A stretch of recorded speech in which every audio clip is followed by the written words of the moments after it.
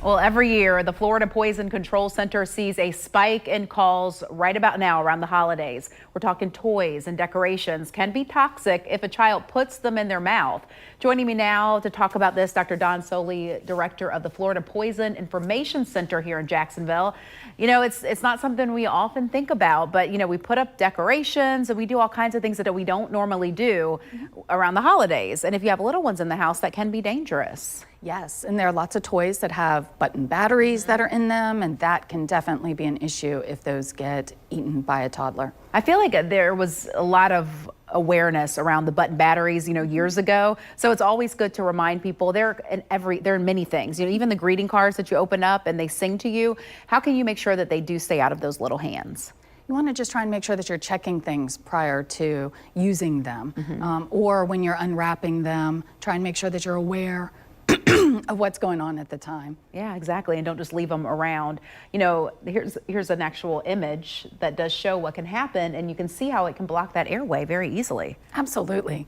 There's other things to think about also during the holidays. There happen to be some people that have snow globes. Snow globes can have antifreeze in them. There's also bubble lights. Some people like to use bubble lights. Oh. And these happen to have a toxic chemical that's in them also if they break open. You know, I know whenever we do interviews, we see the lookalikes, you know, things that may look like something edible that aren't, you know, and so many things. I mean, my daughter was playing with those like fidget balls, and inside of that is a liquid that if she consumed it could be dangerous. Correct, and that's why the Poison Center is available at 1-800-222-1222.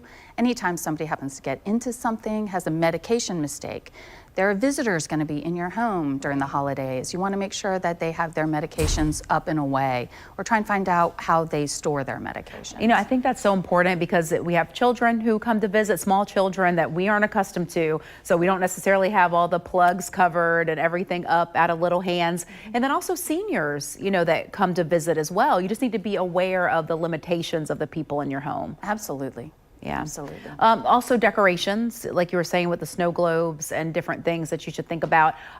Most of the times when people call poison control, you all are able to help them. So there should never be a hesitation to call that number. Correct. We can keep about 85% of the people that call the Poison Center, we can manage them safely at home and keep them there with the help of the specialists in poison information. And what kind of information when you're calling should you have?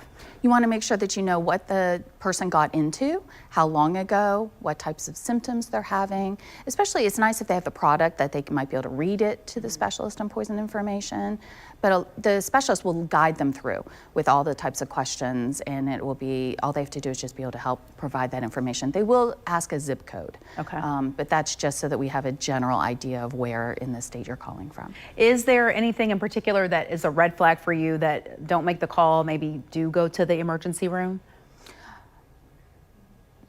Part of it has to do with medications. So there are some situations where heart medications or diabetes medications could be an issue, but I really do encourage people to call the Poison Center first because there are certain diabetes medications we can watch in the home. So yes, some drug categories sound scary, but even within that, there are still situations where we can still manage them in home. Perfect. So I just recommend people to call us Give first. us the call. Yeah, and I mean, the thing is 24/7, you guys are quick, and if it is an emergency, you do need to shuttle them to the ER, you'll make sure they get that direction from you. Thank you so much for joining us. Food for thought on the holidays.